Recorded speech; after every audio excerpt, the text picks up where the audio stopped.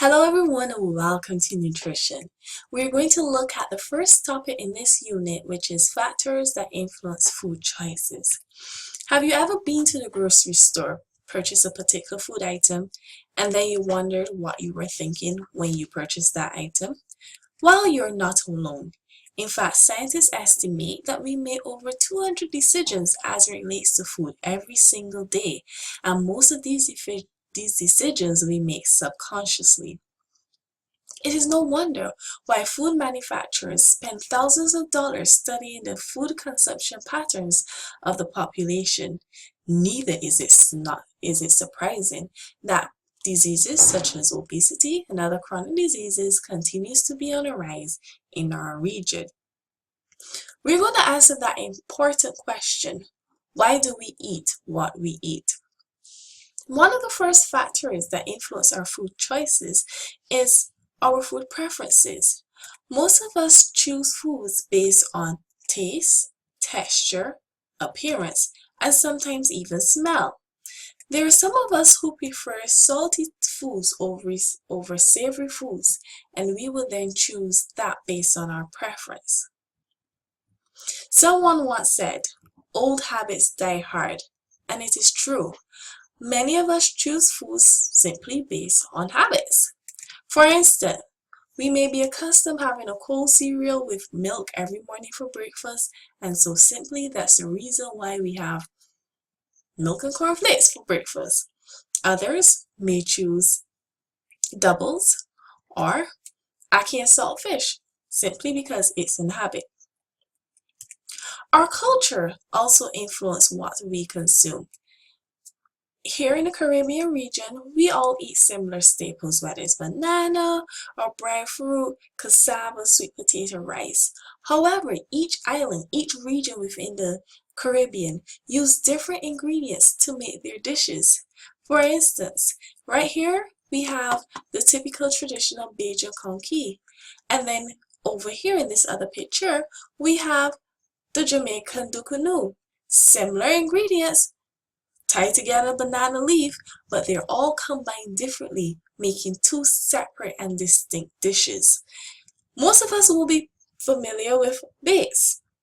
However, each country, each region makes their base differently.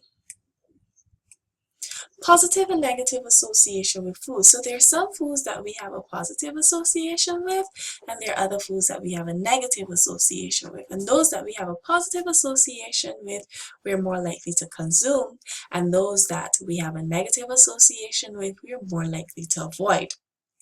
So, for instance, our parents may use food as a reward. Food is also used for comfort. There is also the negative association. I hope this never happened in any of your homes, but we may have heard, well, if you don't eat your vegetables, I'll take away your iPad, or you won't be able to play cricket. And therefore, every time we see a bowl of vegetables, unconsciously we avoid it because it's associated with us not being able to enjoy something that we love. And then there's always food users guilt. So we may not want to eat a particular item and our parents tell us, well, you need to eat it because there are children in Africa starving, or even in our own country starving. And whenever we see that food as grown-up adults, we also avoid that because there's always a negative association with that food. Then we have social interaction. We all know how peer pressure influences us to do things that we wouldn't even do when we are alone. And it goes without saying, we eat certain foods in company that we typically wouldn't eat at all if we were alone. Then there's availability and convenience. We live in a fast food society, a society which demands ready-to-eat meals, things that are quick and accessible. And there's no wonder why we have a lot of instant noodles and instant potatoes and instant pancakes and ready-to-eat meals that we can just pop inside the microwave and we can consume. It's also no wonder why fast food restaurants and small outlets such as gas stations are so popular because people are just interested in getting something to crave that particular desire, hunger, rather than something that is healthy. Values. They can be religious, political, or environmental. For example, we all know that Seventh-day Adventists will avoid eating certain foods that contain alcohol or pork simply because of their religious beliefs. Then there are people who are vegan simply because they are concerned with the environmental impact that meat production has on our society. Then we have age and body image.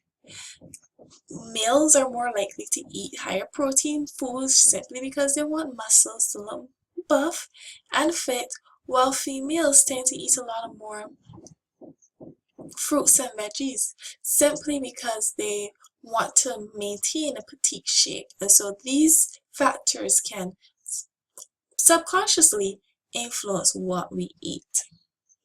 Then there are medical conditions.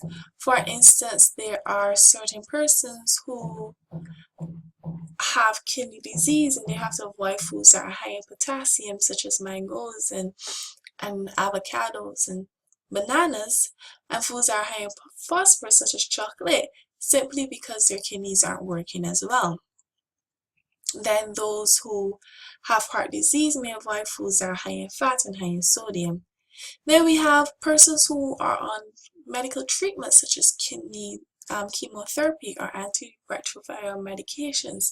These medications alter the taste perception, and so therefore they may avoid certain foods simply because they don't taste right. Then we have health and nutrition. Many people select food items based on the perceived health benefits. So manufacturers capitalize on this by labeling our food items such as fat-free or less fat, because they're capitalizing on those people who want to be healthy. However, these foods may not be as nutritious as we may perceive them to be, but this is something that we will discuss in Unit 2, where we look at reading food labels. Well, I hope the information was clear. Please continue to the other videos, and also don't forget to read your supplemental material, do this week's discussion, and I look forward to meeting all of you guys.